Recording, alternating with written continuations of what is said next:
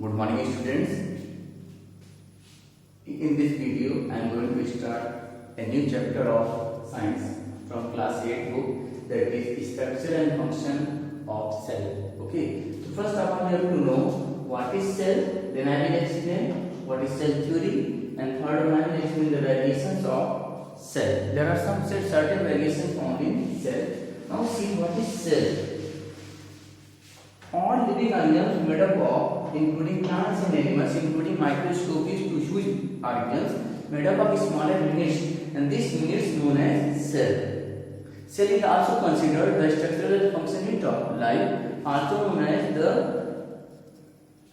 building blocks of all living organisms. And the study of cell is known as cytology. Study of cell is known as cytology. So what is cell? Cell may be defined as the structural and functional unit of life, and all living organisms made up of basic units, and this basic units is known as cell. Cell was first discovered by Robert Hooke.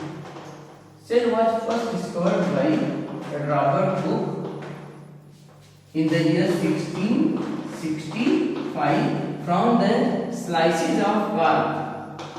From the slices of bark of the plant. Bark is the outer covering of the tree trunk, or you can say stem. And when he was seen a minute or small compartment, and he named this small compartment cell. So who discovered cell? Cell was discovered by Robert Hooke in the year 1665 from the slices of the bark of the plant. So what is bark? Bark is the outer covering of the stem or tree trunk, which is black colored. Okay, and he was seen that a minute compartment present on this bark. This minute compartment, a small compartment called cell. Okay, and the first living cell was seen by Antony van Leeuwenhoek. He was the first scientist that seen living cell. Leeuwenhoek. So who discovered cell? Cell was discovered by Robert Hooke. And which scientist first seen the living cell? It is answer is Antony van Leeuwenhoek. Seen first living cell from the pond water, and you have seen bacteria protozoa from the pond water by using microscope. On to the next, what is cell theory? It is a special theory, cell theory. It is a special theory given by the two scientists, Schleiden and Schwann. Schleiden and Schwann. Schleiden and Schwann. This theory was given this theory was given in the year 1838 to 1839 to explain the importance of cell. Now see, according to this theory, first one, all living organisms made up of the basic units known as cell. What is cell theory? It is a special theory given by Schleiden and Schwann, and to explain the importance of cell for the living organisms. And there are three postulates are main points of this theory. First postulate: all living organisms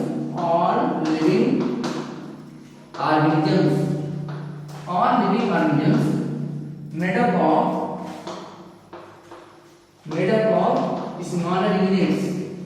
smaller units called cell.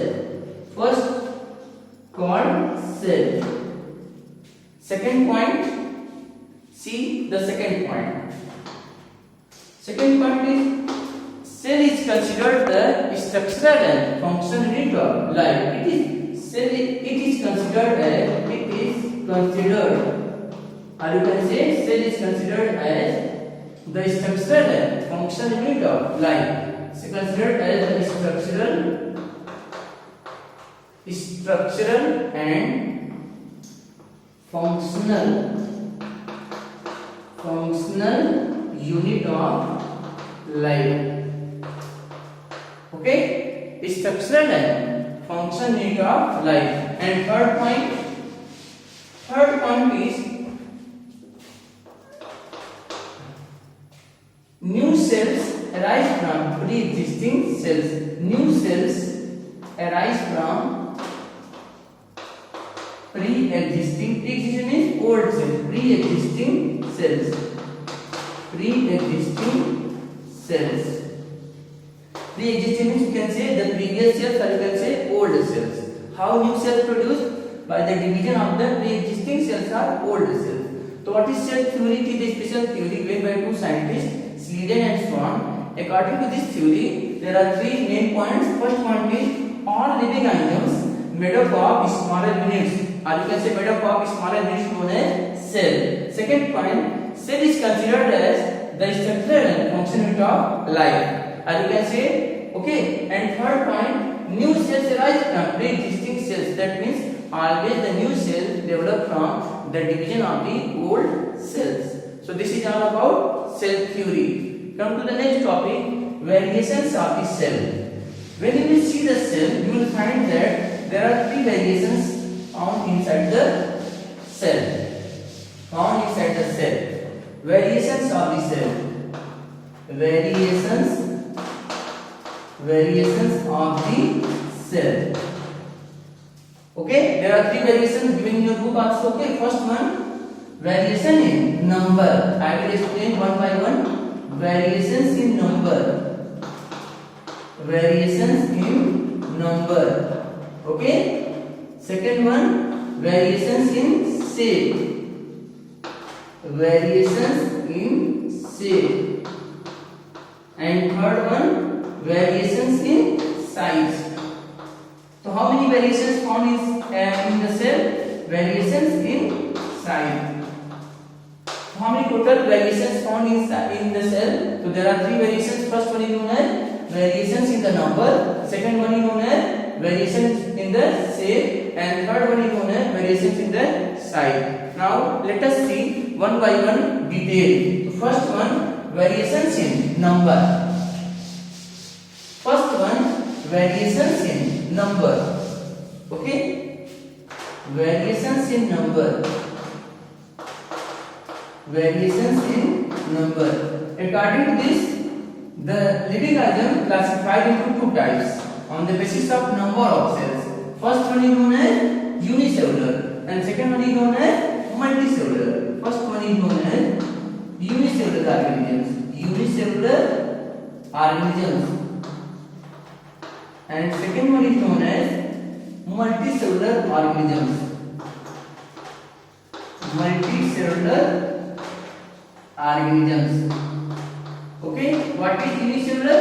When the body of the living organisms made up of only one cell is known as unicellular organisms. Example, you can see the book amoeba. It is the aquatic animal found in the water. Paramecium. These are the unicellular living organisms because their body made up of only one cell, paramecium. Okay, Euglena also unicellular. So on variations in the number, on the basis of variations in number, there are two types of cells on the living organisms are two types. First one is known as unicellular, second one is known as multicellular. When the body of living organism made up of only one cell, it is known as unicellular. Example is amoeba. First one example is amoeba. Second one, paramecium. Paramecium. Come to the next, multicellular organisms. When the body of living organism made up of more than one cells, it is known as multicellular living organisms. Most of the living organisms, or you can say multicellular, that complex organisms. Example, you can say humans, plants, etc. Our body made up of a large number of cells, huge number of cells. Where in plants also, a number of plants having more number of cells present. So plants and animals including multicellular organisms, whereas amoeba, paramecium, these living organisms including unicellular living organisms because their body made up of only one cell. Come to the next, variations in shape. When you will see the shape of the cell is not fixed. It varies from variations in shape.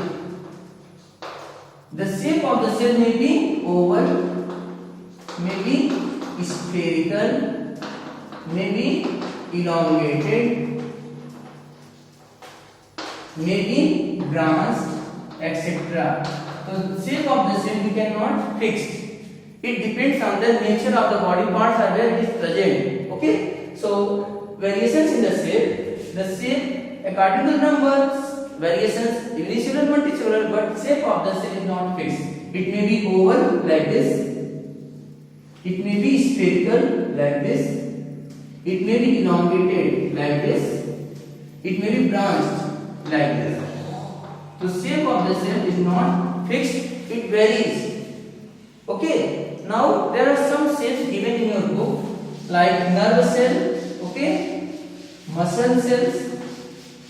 Shape of the cell. See, where you will see the nerve cell. Example given, nerve cell. It is the longest cell in the human body. It is branched at the top position. It is the longest cell in the human body. It is branched at the top position. It is the longest cell. Okay. And this cell help in the control and coordination. That means it sends message from body parts to the brain and brain to the body parts. This is the nerve cell. What is the importance of nerve cell? It is the longest cell in the human body which help in control and coordination. It sends message from body parts to the brain and brain to the body parts. Come to the next cell that is given in your book, that is muscle cells. Muscle cells. These cells are elongated. Muscle cells. These cells are elongated in shape, having nuclei. These cells are elongated in shape, having nuclei, and muscle cells help in the locomotion and movements of various body parts. With the help of muscle cells, we can change our position from one place to another place. The nerve cells are branched at the top and long at the base. But in case of muscle cells, these shape of the muscle cells are elongated, having nuclei.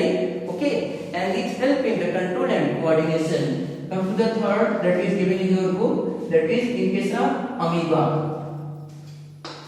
In case of amoeba, the shape of the cell is not fixed due to change the shape of the cell membrane. Pseudopodia. In case of amoeba, the finger-like projections arise from the cell membrane, that is known as pseudopodia. Pseudopodia is the finger-like projection which help in locomotion in case of amoeba. So sometimes the shape of the cell is not fixed; it varies due to changing the position, changing the structure of the cell. And last one given, skin cells. Skin cells mostly it is flat cells in our body. Flat cells, and these skin cells spread throughout our the body. So on the basis of shape, four types given: branched and long, that is nerve cell; elongated, that is muscle cell. Okay, and finger-like structures and shape is not fixed in case of amoeba. And fourth one is skin. In the skin cells are flat cells that is spread throughout our body. Next, variations in size. Sometimes the shape of the cell, the size of the cell is very small, and can be seen only under microscope. But sometimes we can see by our naked eye that is very large. On the basis of variations in the size, the cell may be very small, like RBC, red blood cells. These cells help in the exchange of gases during respiration. So RBC we can see only under microscope, but sometimes very large, like ostrich egg. This is the largest cell in the living world. So ostrich egg we can see by naked eye because size is very large, but in case of RBC it is very small, we can see only under microscope. So there are three variations found in the cell. First one, variations in the number. Second one, variations in the shape. And third one, variations in the size. In the next video, I will explain the next topic about microscope. Thank you.